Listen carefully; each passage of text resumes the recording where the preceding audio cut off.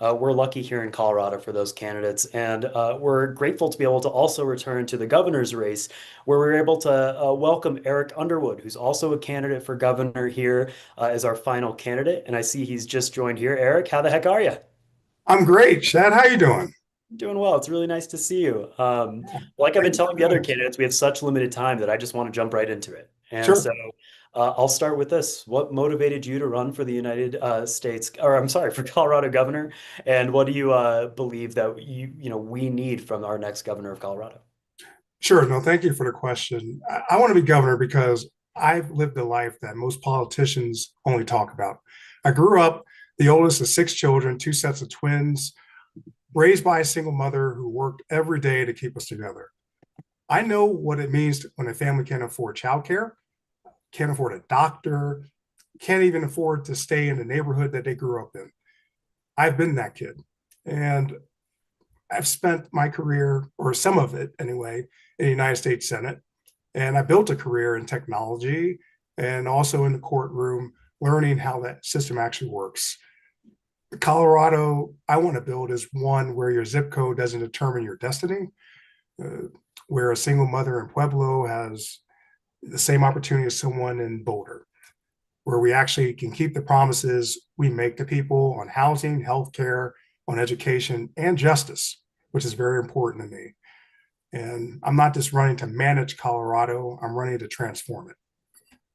Well, a little bit more about that. What was the moment that made you decide that you wanted to run for public office? You mean in terms of way back when, or just in this You know, current cycle? Anytime, maybe that formative experience that people might Yeah. not know or have learned about you would be great for people to hear from. I think this would be timely. I have thought about this in the last few weeks since Jesse Jackson passed away. Uh, I have to take you way back to '88. A lot of people don't think I'm old enough, but I was born in '79. But when I was 8 years old, I loved riding my bike everywhere. And one afternoon, I rode my bike a half mile down this street in Princess Street, and at the time I lived in Pennsylvania, in York, Pennsylvania, to be exact. And I noticed something. There was this house that was converted into an office, and there was adults going in and out, and you can feel the energy. And as I got closer, I saw a Jesse 88 banner Hmm. in the window. And I didn't really fully understand the significance at 8 years old, but one of the adults um, invited me inside, and I went in, and there was like this food buffet. There was fried chicken, there was cake, and one of the adults gave me a Jesse 88 button, like one of those pin buttons. And I just remember the energy and excitement in the room, seeing people on the phone. And when I got home and told my mother, she smiled, and she had this smile where she was moved because I was telling her and how excited I was about this. And she told me she was hoping that Jesse Jackson would be the first Black president of the United States. And as we know, he didn't get there, but that moment never left me. And now, 38 years later, I have a chance to make history of my own to become the first Black governor of Colorado and join only a handful uh, of Black Americans to have ever done so in the history of this country. And my mother's smile from 1988 is a part of why I'm standing here today. That's a great story. Thanks for sharing that. Uh, there's, I think, these big issues that you're referencing and talking about, whether it's policy or political or cultural. And, I think that the job of a governor is sometimes so hands-on and you're dealing with so much. And I'd be curious if there's any sort of policy position or priority that you'd focus on that might surprise people. I think what would surprise people is my idea about state run grocery stores, especially in this economy and grocery prices. That would definitely surprise people. And I've gotten a great response on a campaign trail. But the truth is, Colorado families are being crushed at the checkout line. And corporate grocery chains are posting record profits while families around Colorado are choosing between groceries and rent. And my plan would create state operated grocery stores offering 40 to 60% savings over major chains, particularly in rural communities and food deserts where families have no real option at all. In fact, some families have to drive an hour just to get to a Walmart, if any. And in St. Paul, Kansas, this is actually a real thing, and they actually have a municipal grocery store for some of their residents, Huh. and it really directly fundamentally attacks the affordability crisis. And no other candidate is really talking about this of how we can bring down those grocery prices. And eventually, I would like to bring that to the front range as well.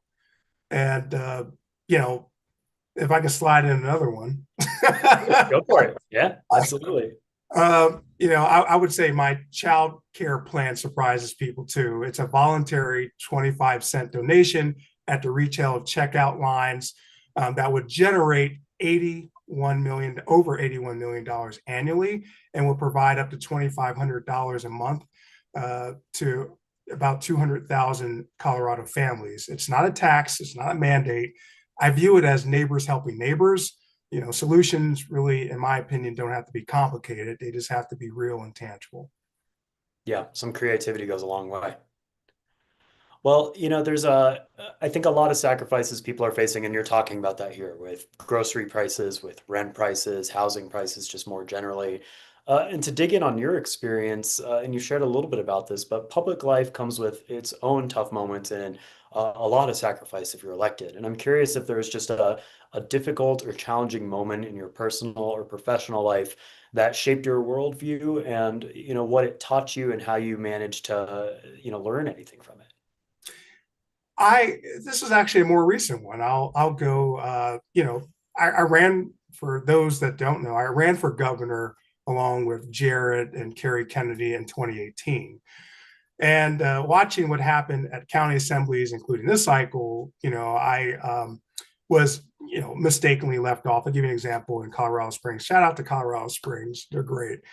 And El Paso County acknowledged it directly, and they was like, hey, we're just not going to do one since you're left off. And I thought that was extremely fair, because being erased from a process when you have worked hard to be in it, especially when you're a candidate of color, you just want to make sure that not only you're being represented, but you're inspiring other people, and you're also having a sense of hope of that, mistakes happen, but you get on that horse and you move on. And the system, sometimes doesn't make room for any of us. Really, it doesn't care what background you come from, what color you are. And the people of Colorado, they want to really hear your vision. And when you look them in the eye, and delegates or voters alike, they respond. And the experience is, you have to have that determination more so than anything, and just keep on going. Yeah, no, I think that's absolutely right. Well, and if Colorado voters remember just one thing about your candidacy after this evening, and they're walking away assessing the candidates and taking stock of everything they learned about you as both somebody who's pursuing policy, but also just about you as a person, what do you hope it is? Sure. I hope that they will remember that I told them the truth, not what's convenient, not what's poll tested, the truth about what's happening to Colorado families, the truth about what it means to be governor who actually lived the life of the people that I intend to serve. The truth is what the moment in history that we are in right now, especially with Trump and him reaching way over the line that he should. And I want them to understand that they also can be a part of history. And also, I want them to remember that there was a candidate that was on that stage who had real plans, who had real courage, and who looked everyone in the eye and said, hey, I am here to serve. And not the donors, not the party insiders, not APAC, not any PAC. I'm here to serve the people and do what's right. And I want them to remember that we all had a chance to celebrate history together as one Colorado. Well, Eric, I really appreciate that. We have just around 4 minutes left with you, and so I want to ask you the same question I've asked everyone else who left us with a little bit of time. What do we need to know about your candidacy, and is there anything else you'd like to be sharing with us here? What I want people to know is when I ran 8 years ago, I we had different challenges, and I was the only candidate at the time, and looks like it's true this time around, the only one that wants to repeal Tabor. We have to repeal Tabor to pay for our schools, roads, and bridges. I want to get that back on the ballot, and I will campaign like if I'm running for governor all over again and educate all of Coloradans of what this policy and amendment is doing to our state. And I also want to do something about special interest money. I want to do something about APAC. I want to, there's two things I want to do on day one. One, sign an executive order uh, abolishing private prisons. And he also, what I like to do in my second executive order on day one is order my attorney general to file a federal lawsuit against APAC to have them registered under FARA, because APAC money has disadvantaged a lot of our congressional candidates, our state candidates, and they're a foreign agent as far as I'm concerned, and everyone knows it. And I'm going to lead the nation on making sure that they register through a federal lawsuit. And it's about time, because a lot of people say, Eric, it's great that you're not taking any APAC money and PAC money, but what can we do about it? And I thought this through, and we can file a federal lawsuit on APAC. We have legal standing to do so. And that's going to be on day one. We're going to take them on, and we're going to see what happens. Well, Eric, thank you so much. Like I've been telling everyone, we're lucky as a state to have you as a candidate, to have such an impressive field of folks who want to throw their hat into the ring and serve the state. And so I just want to say thank you for joining us here tonight. It's been a pleasure to get to know you a little bit, and good luck with the rest of the campaign. Thanks again. Thank you, Shad. I appreciate it. Of course. Well, folks, I that concludes